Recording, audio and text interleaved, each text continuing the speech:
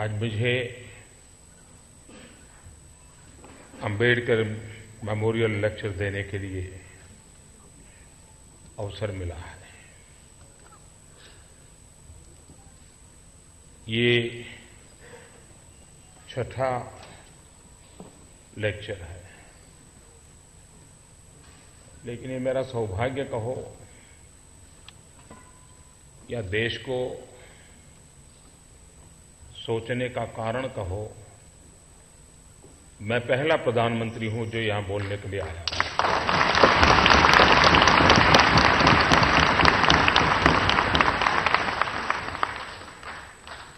मैं मेरे लिए इसे सौभाग्य मानता हूं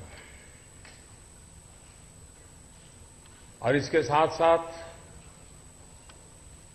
भारत सरकार की एक योजना को साकार करने का अवसर भी मिला है कि 26 अलीपुर, जहां पर बाबा साहब का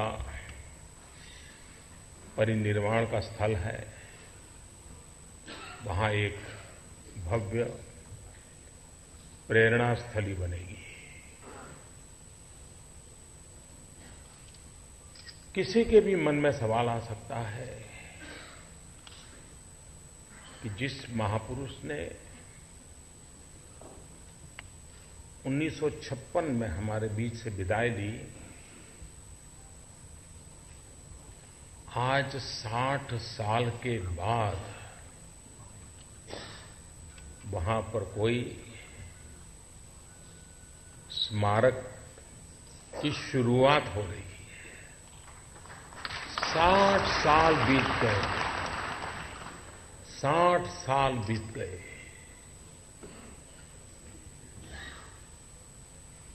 मैं नहीं जानता हूं कि इतिहास की घटना को कौन किस रूप में जवाब देगा,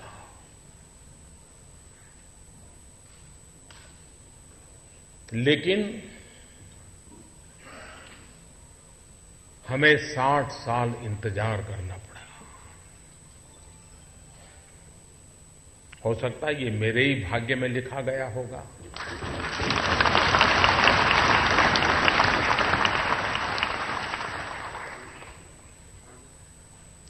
शायद बाबा साहब के मुझ पर आशीर्वाद रहे होंगे कि ये सौभाग्य मुझे मिला।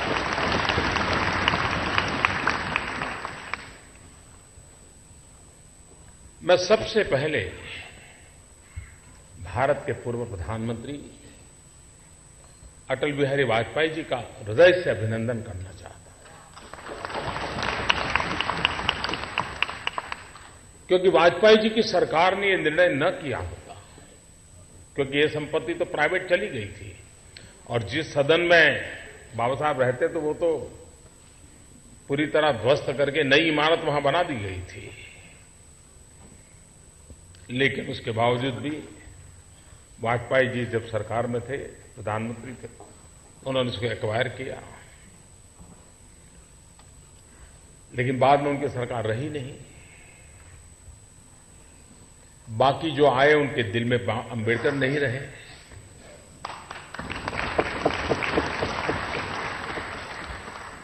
और उसके कारण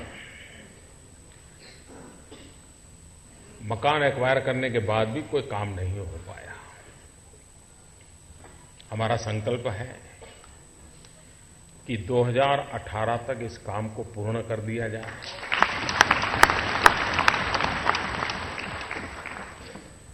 और अभी से मैं विभाग को भी बता देता हूं, मंत्रियों को भी बता देता हूं, 2018-14 अप्रैल को मैं इसका उद्घाटन करने आऊंगा।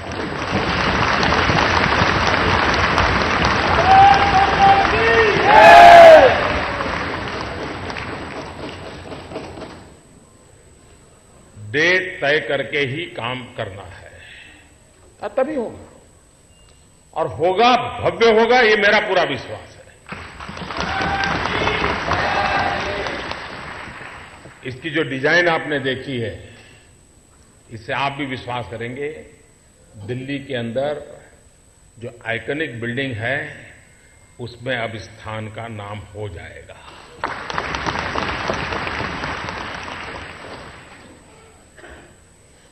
दुनिया के लिए वो आइकॉनिक बिल्डिंग होगा, हमारे लिए वो प्रेरणा स्थली है, हमें अविरत प्रेरणा देने वाली स्थली है। और इसलिए आने वाली पीढ़ियों में जिसको मानवता की दृष्टि से, मानवता का प्रति कमिटमेंट के लिए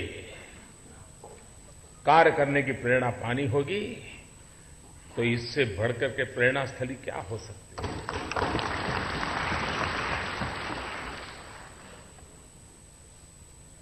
कभी कभार मेरी एक शिकायत रहती है, और ये शिकायत मैं कई बार बोल चुका हूं, लेकिन हर बार मुझे दोहराने का मन करता है। कभी हम लोग बाबा साहब को बहुत अन्याय कर देते हैं जी। उनको दलितों का मसीहा बना करके तो घोर अन्याय करते हैं।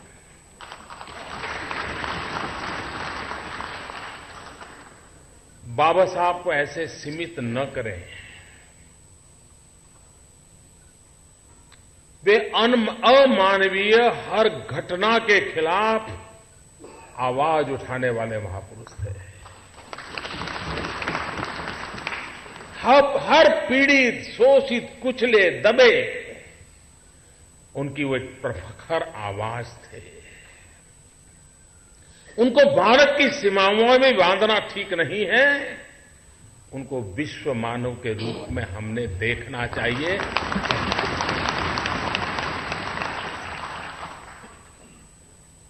दुनिया जिस रूप से मार्टिन लूथर किंग को देखती है, हम बाबा साहब आंबेडकर को उससे जरा भी कम नहीं देख सकते।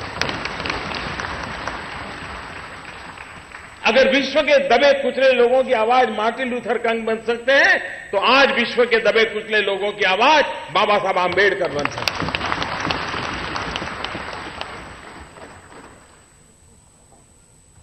और इसलिए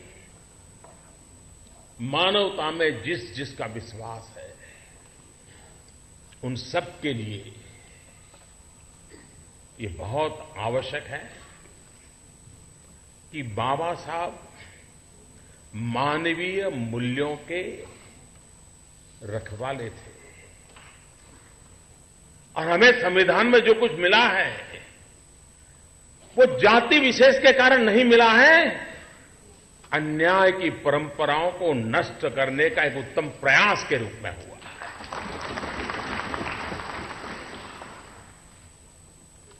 कभी इतिहास के जरोखे से मैं देखूं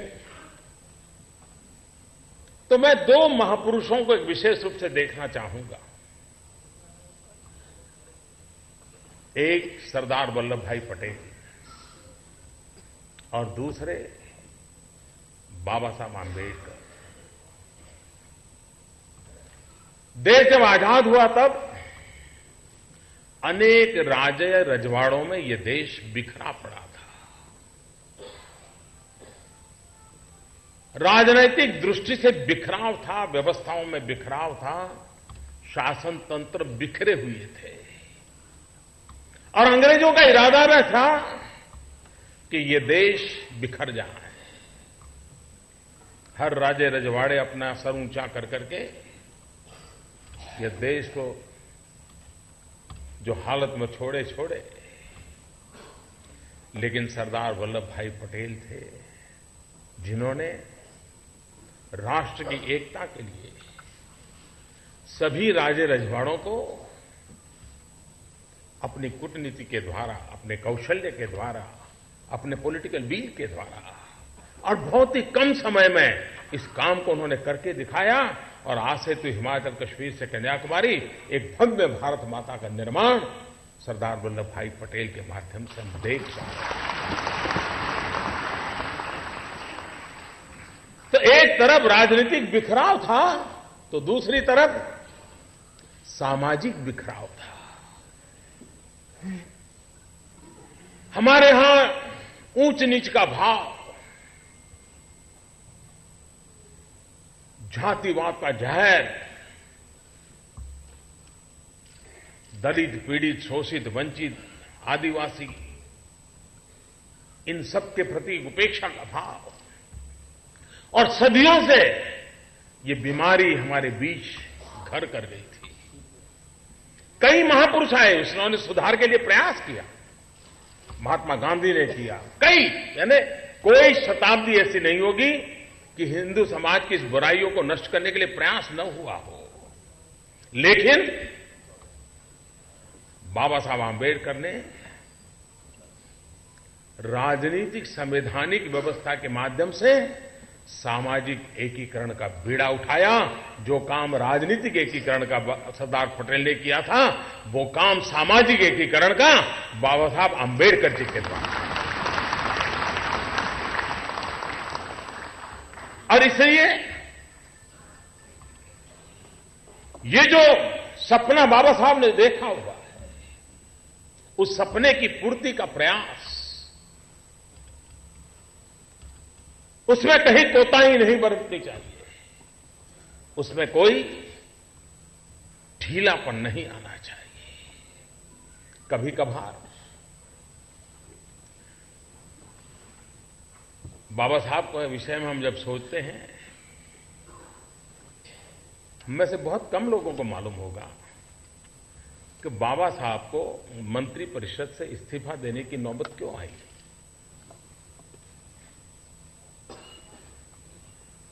या तो हमारे देश में इतिहास को दबोच दिया जाता है, या तो हमारे देश में इतिहास को डाइल्यूट किया जाता है या डाइवर्ट कर दिया जाता है, अपने अपने तरीके से होता है। हिंदू कोड बिल बाबा साहब की अध्यक्षता में इस काम चल रहा था, और उस समय प्रारंभ में शासन के सभी मुखिया वगैरह सब इस बात में साथ दे रहे थे। लेकिन जब हिंदू कोड बिल पार्लियामेंट में आने की नौबत आई और महिलाओं को उसमें अधिकार देने का विषय जो था,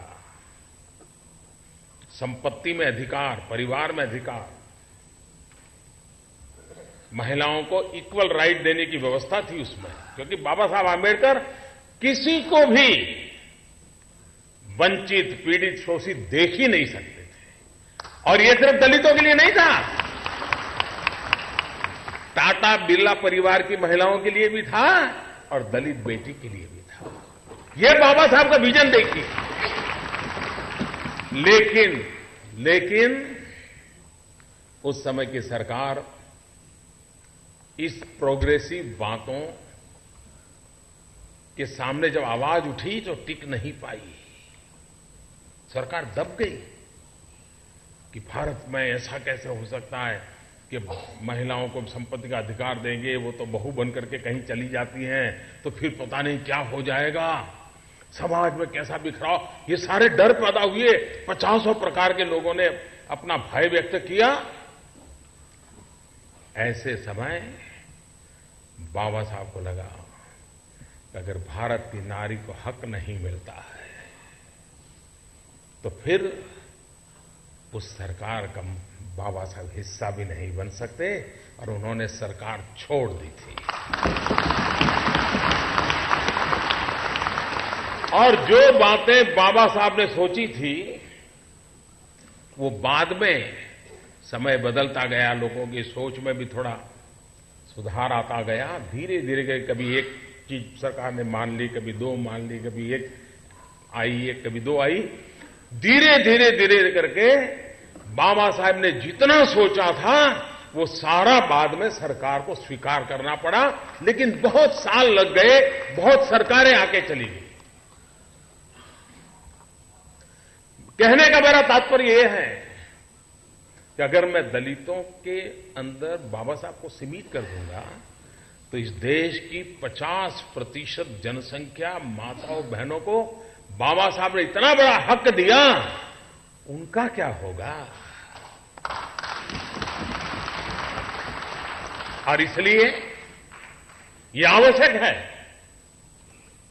कि हम बाबा साहब को उनकी पूर्णता के रूप में समझे, स्वीकार करें।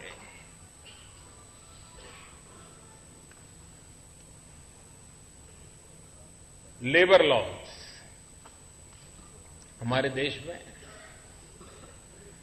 महिलाओं को कोयले की खदान में काम करना बड़ा दुष्कर था, लेकिन कानून रोकता नहीं था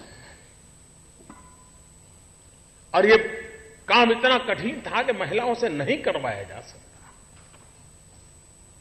ये बाबा साहब आंबेडकर ने हिम्मत दिखाई और महिलाओं को कोयले की खदानों के कामों से मुक्त कराने एक बहुत बड़ा निर्णय बाबा साहब आंबेडकर ने किया था।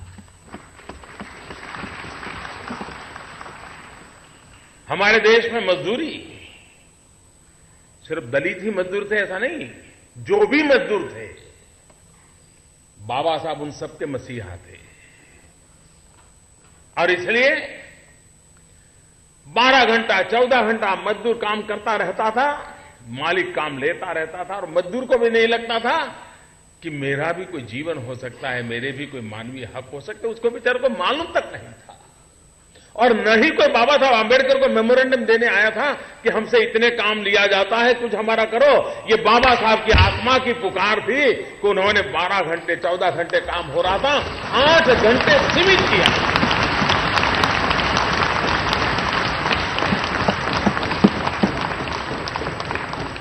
आज भी हिंदुस्तान में जो लेबर लॉज है उसकी अगर मुख्य कोई फाउंडेशन है तो फाउंडेशन के रचयिता बाबा साहब आंबेडकर।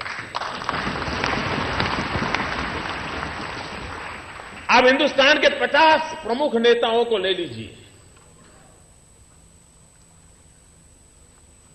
जिनको देश के निर्णय करने की प्रक्रिया में हिस्सा लेने का अवसर मिला है। वो कौन से निर्णय हैं जिन निर्णयों ने हिंदुस्तान को एक शताब्दी तक प्रभावित किया। पूरी 20वीं शताब्दी में जो विचार, जो निर्णय देश पर प्रभावी रहे, जो आज 21वीं सदी के प्रारंभ में भी उतने ही ताकत से काम कर रहे हैं, अगर आप किस किस के कितने निर्णय इसका अगर खाका बनाओगे तो मैं मानता हूं कि बाबा साहब आंबेडकर नंबर 1 पर रहेंगे कि जिनके द्वारा सोची गई बातें, जिनके द्वारा किए गए निर्णय आज भी रिलेवेंट है। आप देख लीजिए पावर जनरेशन, इलेक्ट्रिसिटी। आज हम देख रहे हैं कि हिंदुस्तान में ऊर्जा की दिशा में जो काम हुआ है उसका अगर कोई स्ट्रक्चर व्यवस्था बनी तो बाबा साहब के द्वारा बनी थी और उसी का नतीजा था कि इलेक्ट्रिक बोर्ड वगैरह, इलेक्ट्रिक जनरेशन के लिए अलग व्यवस्थाएं खड़ी हुई जो आगे चलकर के देश में विस्तार होता गया और भारत में ऊर्जा की दिशा में सेल्फ सफिशिएंट बनने के लिए, भारत में घर घर ऊर्जा पहुंचाने की दिशा में उस सोच का परिणाम था कि उन्होंने एक स्ट्रक्चर व्यवस्था देश को दी। आपने देखा होगा अभी अभी पार्लियामेंट में एक बिल हम लोग लाए।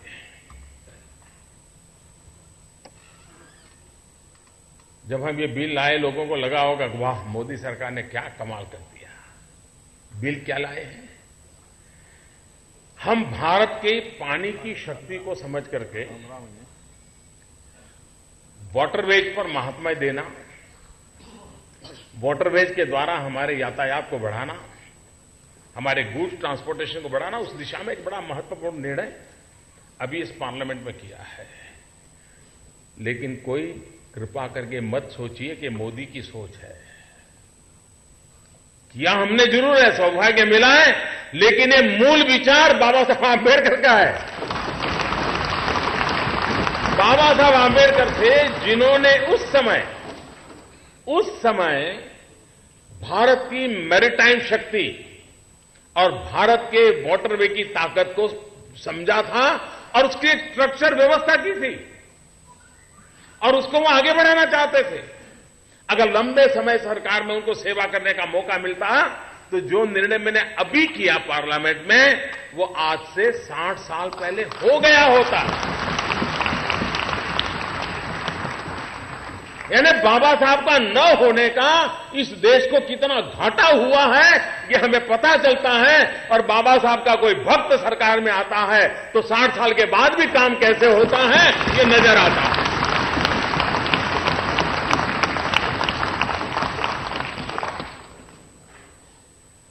बाबा साहब हमें क्या संदेश देते गए?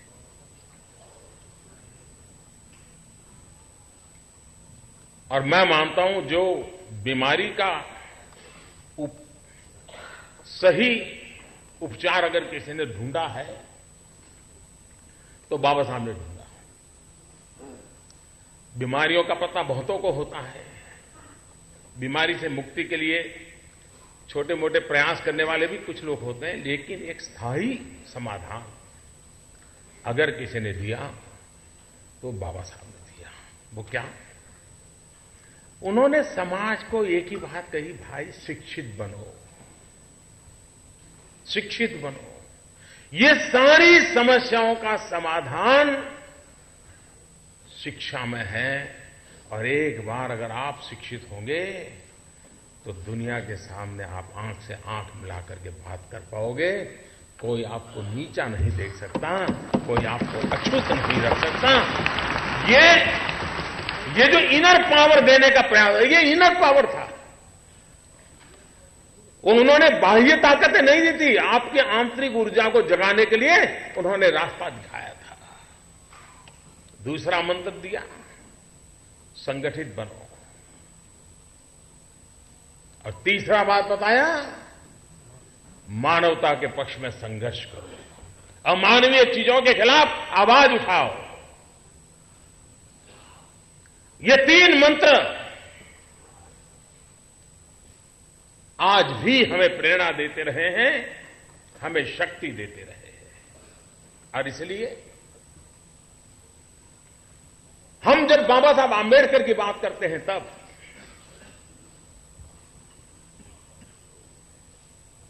हमारा दायित्व भी तो बनता है।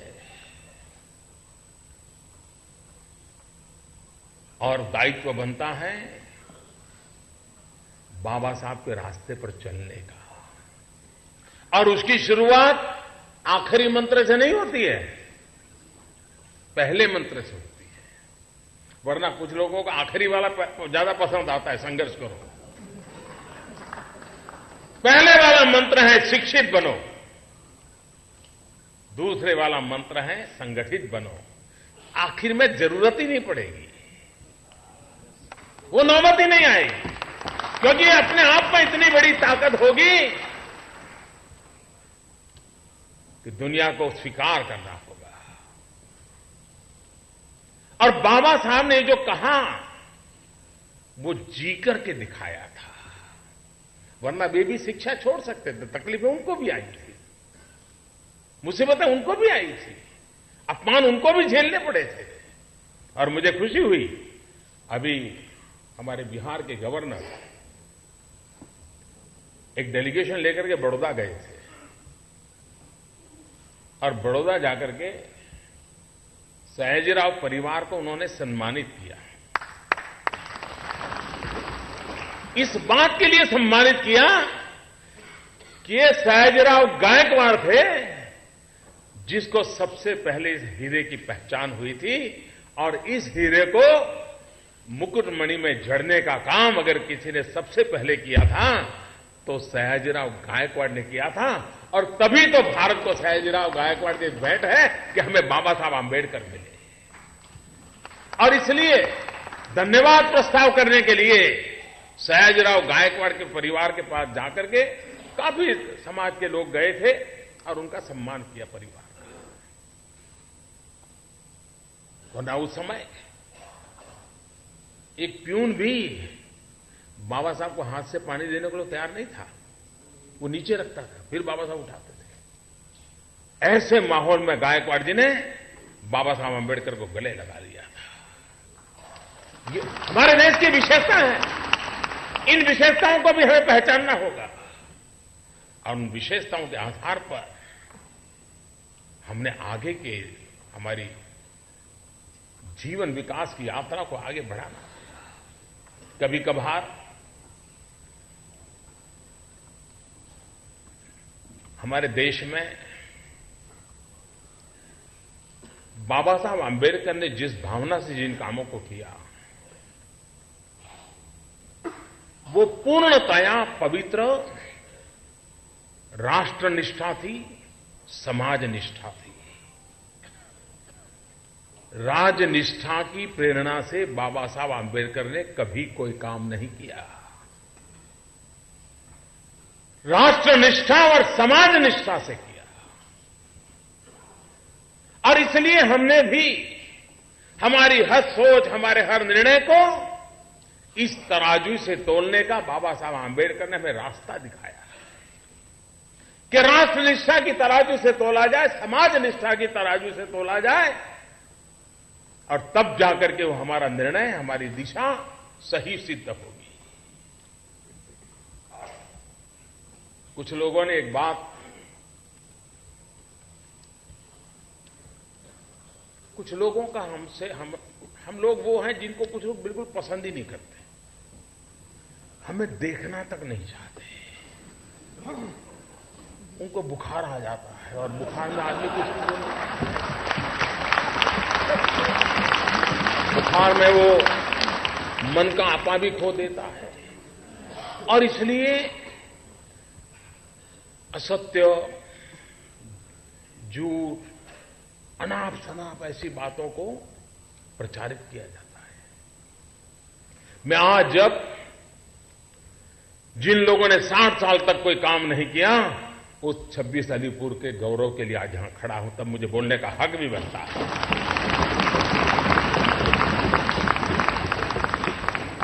मुझे बराबर याद है जब वाजपेयी जी की सरकार बनी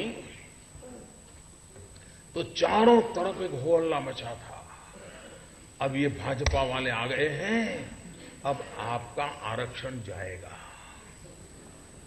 जो लोग पुराने हैं उनको याद होगा, वाजपेयी जी की सरकार के समय ऐसा तूफान चलाया, गांव-गांव, घर-घर, ऐसा माहौल बना दिया जैसे बस चलाया जाएगा। वाजपेयी जी की सरकार रही, 2 टर्म रही, लेकिन खरोच तक नहीं आने दी थी, फिर भी झूठ चलाया गया।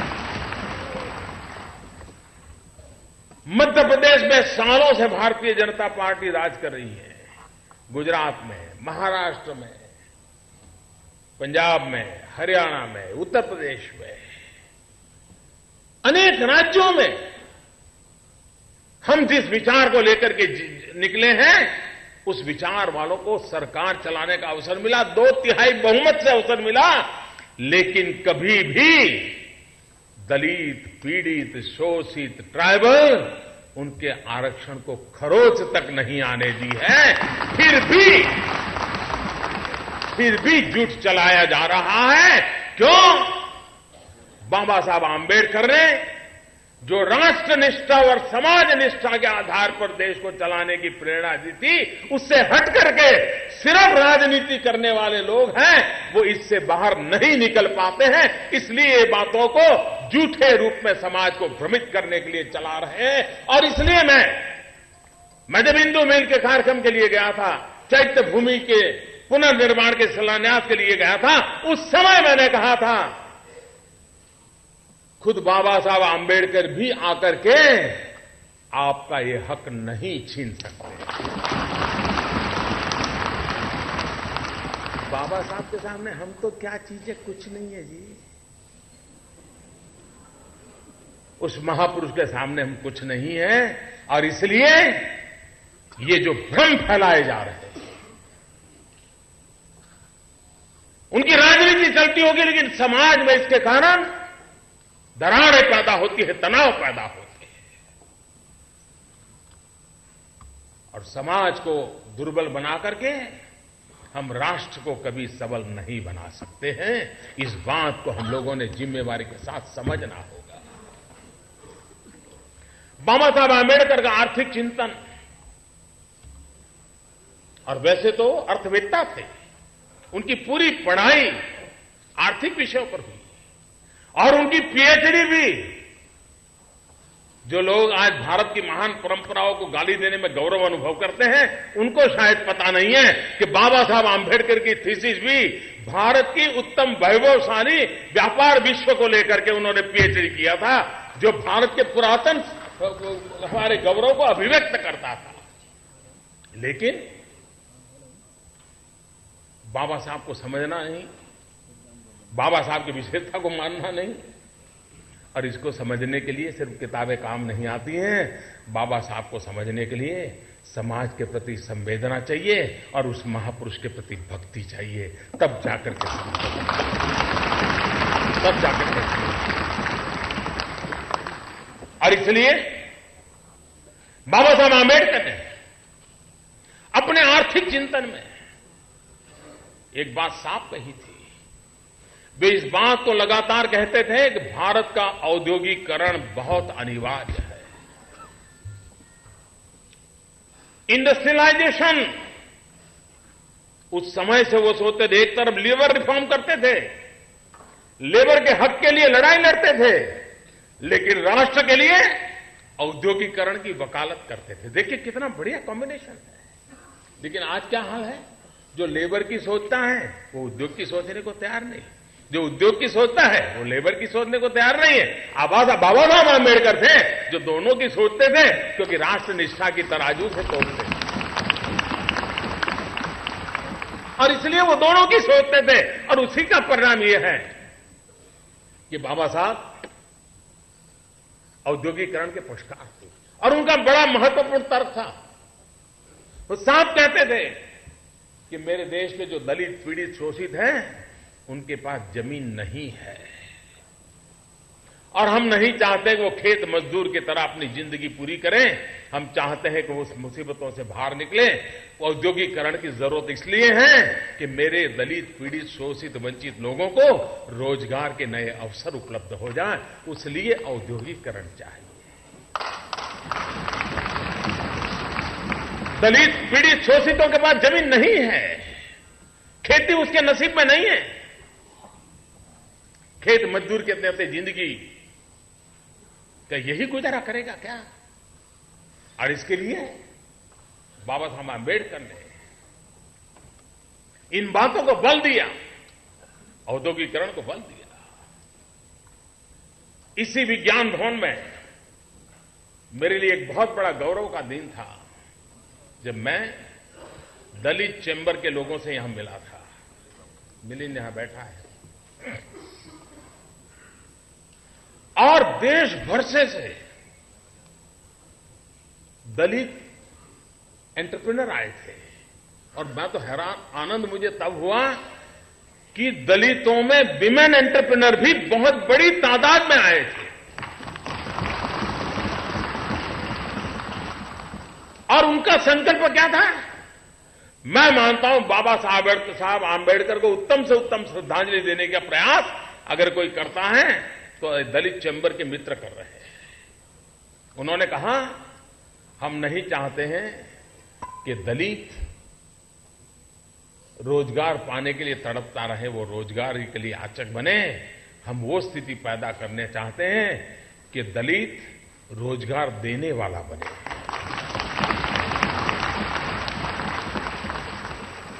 और उन्होंने हमारे सामने कुछ मांगे रखी थी और आज मैं गर्व के साथ कहता हूं उस मीटिंग को 4 महीने अभी तो पूरे नहीं हुए हैं, इस बजट में वो सारी मांगे मान ली गई हैं, सारी बातें लागू कर। ये आपने अखबार में नहीं पढ़ा होगा, अच्छी चीजें बहुत कम आती हैं।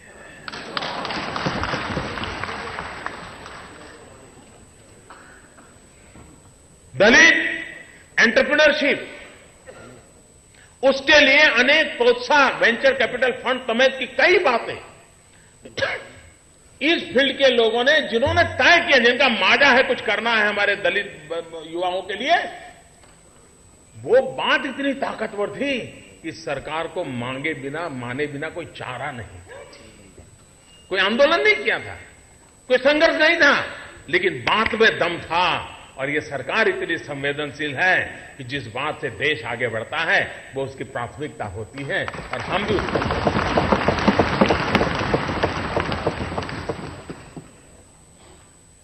मेरा कहने का तात्पर्य यह है भाइयों कि हमें समाज की एकता को बल देना है और बाबा साहब से ये तो सीखना पड़ेगा।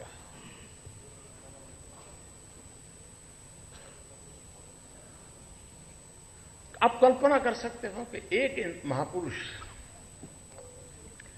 जिसको इतना जुल्म सहना पड़ा हो, जिसका बचपन अन्याय, उपेक्षा और उत्पीड़न से बीता हो, जिसने अपनी मां को अपमानित होते देखा हो,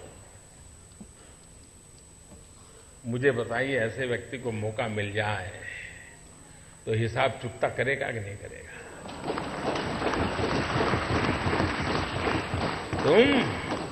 तुम मुझे पानी नहीं भरने देते थे, तुम मुझे मंदिर नहीं जाने देते थे, तुम मेरे बच्चों को स्कूल में एडमिशन देने से मना करते थे। मनुष्य का जो लेवल है ना, वहां ये बहुत स्वाभाविक है, लेकिन जो मानव से कुछ ऊपर है वो बाबा साहब आंबेडकर थे कि जब उनके हाथ में कलम थी, कोई भी निर्णय करने की ताकत थी, लेकिन आप पूरा संविधान देख लीजिए, पूरी संविधान सभा की डिबेट देख लीजिए, बाबा साहब आंबेडकर की बातों में, वाणी में, शब्द में कहीं कटुता नजर नहीं आती है, कहीं बदले का भाव नजर नहीं आता है। उनका भाव यही रहा। और वो भाव क्या था? मैं अपने शब्दों में कह सकता हूं कि कभी कभार खाना खाते समय दांतों के बीच हमारी जीभ कट जाती है, लेकिन हम दांत तोड़ नहीं देते हैं। क्यों? क्योंकि हमें पता है दांत भी मेरे हैं, जीभ भी मेरी है। बाबा साहब आंबेडकर के लिए सवर्ण भी उनके थे और हमारे दलित, पीड़ित, शोषित दोनों ही उनके लिए बराबर थे। और इसलिए बदले का नामो निशान नहीं था, कटुता का नामो निशान नहीं था। बदले के भाव को जन्म देने का और समाज को साफ लेके चलने की प्रेरणा देने वाला प्रयास बाबा साहब आंबेडकर की हर बात में झलकता है।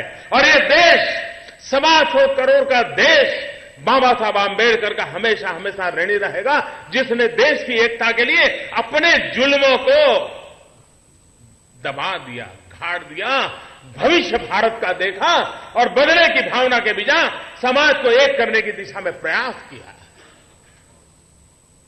क्या हम सब, हमारे राजनीतिक कारण कुछ भी होंगे, पराजय को झेलना बड़ा मुश्किल होता है, लेकिन उसके बावजूद भी जय और पराजय से भी समाज का जय बहुत बड़ा होता है, राष्ट्र का जय बहुत बड़ा होता है। और इसलिए उसके लिए समर्पित होना कि हम सबका दायित्व बनता है। इस दायित्व को लेकर के बाबा साहब आंबेडकर ने जो उत्तम भूमिका निभाई है, राजनीतिक कारणों से इस महापुरुष के योगदान को अगर सही रूप में उनके जीवन काल से लेकर के अब तक अगर हमने प्रस्तुत किया होता, तो आज भी समाज में कहीं तनाव नजर आता है, कभी कभी टकराव नजर आता है, कभी कभी खरोच हो जाती है। मैं दावे से कहता हूं, अगर बाबा साहब आंबेडकर को हमने भुला न दिया होता तो ये हाल न हुआ होता। दोस्तों, अगर बाबा साहब आंबेडकर को फिर से एक बार हम उसी भाव के साथ, श्रद्धा के साथ जन सामान्य तक पहुंचाने का प्रयास करेंगे, तो ये जो कमियां है वो कमियां भी दूर हो जाएगी। वो ताकत उस नाम में है, उस काम में है, उस समर्पण में है, उस त्याग में है, उस तपस्या में है, उस महान चीजें जो हमें देकर के गए उसके अंदर पड़ा हुआ है। और उसकी पूर्ति के लिए हम लोगों का प्रयास होना बहुत आवश्यक है। और इसलिए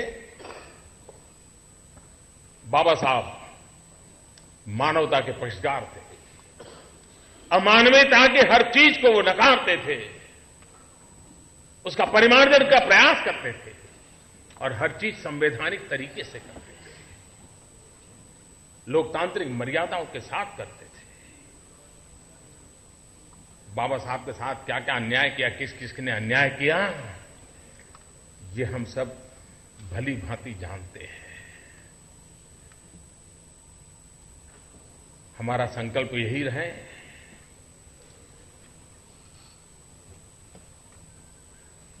दलित हो, पीड़ित हो, शोषित हो, वंचित हो, गरीब हो, आदिवासी हो, गांव में रहने वाला हो, झुग्गी झोपड़ी में जीने वाला हो, शिक्षा के अभाव में तरसने वाला हो, इन सब के लिए अगर कुछ काम करना है तो बाबा साहब आंबेडकर हमारे लिए सदा सर्वदा एक प्रेरणा है और वही प्रेरणा हमें काम करने के लिए ताकत देती है। आप देखिए, अभी मैं एक दिन बैठा था, मैं हमारे सरकार के लोगों से हिसाब मांग रहा था। मैंने कहा, भाई कितने गांव है जहां अब बिजली का खंभा भी नहीं पहुंचा है। आजादी के इतने साल के बावजूद भी हिंदुस्तान में 18,000 गांव ऐसे पाए कि जहां बिजली का खंभा नहीं पहुंचा है।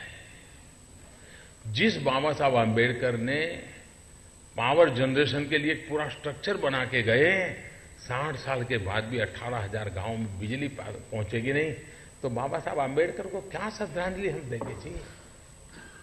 हमने बेड़ा उठाया है। मैंने लाल किले से बोल दिया, जैसे आज बोल दिया ना 14 अप्रैल को मैं उद्घाटन करूंगा 2018। लाल किले से मैंने बोल दिया 1000 दिन में मुझे 18,000 गांवों में बिजली पहुंचानी है। और आप अपने मोबाइल फोन पर देख सकते हैं आज किस गांव में बिजली पहुंची। आजादी के 60 साल के बाद अब तक करीब करीब 6,000 से अधिक गांवों में बिजली पहुंच चुकी है। 18,000 मुझे 1000 दिन में पूरे करने हैं। मैं देख रहा हूं शायद 1,000 दिन से भी कम समय में पूरा कर दूंगा। आप कल्पना कर सकते हैं, आप एक साइकिल अपने पास हो और सोच रहे हो कि भाई 2018 में स्कूटर लाना है, तो आप सोचते हैं किस कलर का स्कूटर लाएंगे, किस कंपनी का स्कूटर लाएंगे। अनेकों बार दुकान होगी तो देखते होंगे, ब्रोचर लेते होंगे, स्कूटर लाना है। साइकिल से स्कूटर जाए तो भी एक, और जिस दिन आएगा स्कूटर 10 रुपये की माला ला करके पहनाएंगे, नारियल फोड़ेंगे, मिठाई बांटेंगे। क्यों? साइकिल से स्कूटर पे आए कितना आनंद होता है। 60 साल के बाद जिस गांव में बिजली आई होगी कितना आनंद होगा, आप कल्पना कर सकते हैं। मैं उन 18,000 गांवों को कहता हूं कि 60 साल के बाद आपके घर में भी बिजली आती है तो मोदी का अभिनंदन मत कर रहा, बाबा साहब आंबेडकर के करना, क्योंकि ये स्ट्रक्चर वो बना के गए थे लेकिन बीच वालों ने काम को पूरा नहीं किया। बाबा साहब आंबेडकर की इच्छा को मैं पूरा करने का सौभाग्य मानता।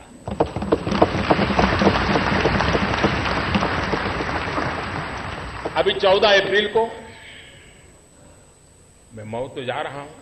ये पंचतीर्थ का निर्माण भी हमारे सौभाग्य का कारण बना।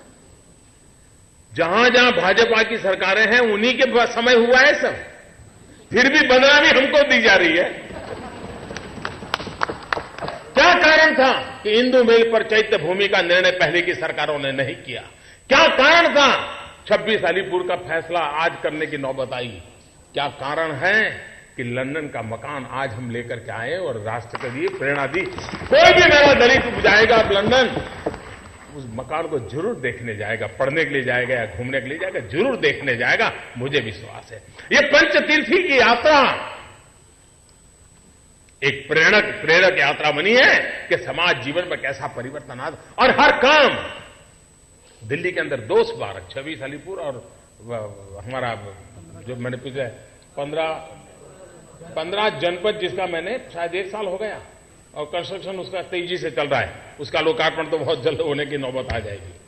तो ये सारे काम भारतीय जनता पार्टी के लोगों को सरकार में आने का सौभाग्य मिला तब हुए हैं।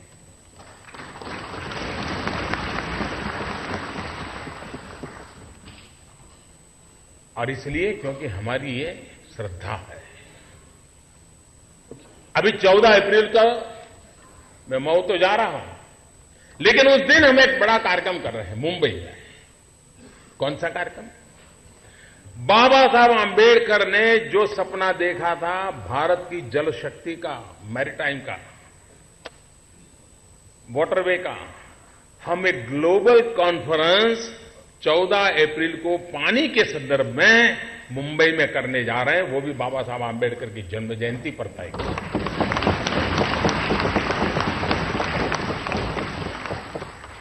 मैं मऊ में एक कार्यक्रम लॉन्च करने वाला हूं। हमारे देश के किसानों को क्योंकि बाबा साहब आंबेडकर के आर्थिक चिंतन बड़ा ताकतवर चिंतन है जी, और आज भी रिलेवेंट है। बाबा साहब आंबेडकर के किसानों की चिंता की है अपने चिंतन में। किसान जो पैदावार करता है उसके मार्केट को लेकर के बहुत बड़ी कठिनाइयां है, और बेचारा घर से निकलता है, मंडी में जाता है, तब तक मंडी में कोई लेने वाला नहीं होता है, आखिरकार अपनी सब्जी वहीं पशुओं को खाने के लिए छोड़ करके घर वापस चला जाता है। ये हमने देखा है। 14 अप्रैल को हम एक ई मार्केट, ई प्लेटफॉर्म तैयार कर रहे हैं, जो हमारा किसान अपने मोबाइल फोन पर तय कर पाएगा कि किस मंडी में क्या दाम है और कहां माल बेचने से ज्यादा पैसा मिल सकता है, तो मेरा किसान तय कर सकता है। ये भी 14 अप्रैल बाबा साहब आंबेडकर की जन्म जयंती के दिन हम लोग उसका प्रारंभ करने वाले हैं। कहने का मेरा तात्पर्य यह है कि एक उस दिशा में देश को चलाना है। ऐसे महापुरुषों के चिंतन वो हमारी प्रेरणा है, हमें ताकत देते हैं और हम उनसे सीखते हैं। और मजा यह है कि उनकी बातें आज भी रिलेवेंट है। उन बातों को लेकर के चल रहे हैं और राष्ट्र के निर्माण के लिए, राष्ट्र के कल्याण के लिए यही सही रात है। ऐसा पंथा, यही एक मार्ग है। उस मार्ग को लेकर के हम आगे बढ़ रहे हैं। मैं फिर एक बार आप सबके बीच आने का मुझे सौभाग्य मिला, और ये 60 साल से जो निर्णय नहीं हो पा रहा था, वाजपेयी जी ने जो सपना देखा था, उस सपने को पूरा करने का सौभाग्य हमें मिला है। मैं आपको विश्वास दिलाता हूं कि 14 अप्रैल 2018 आप सब मौजूद रहिए। फिर एक बार उस भव्य स्मारक को बनाएंगे। बहुत बहुत धन्यवाद। किसी को कोई रास्ता नहीं देता, यहां किसी को कोई रास्ता नहीं देता। मुझे गिरा के अगर तुम संभल सको तो चलो।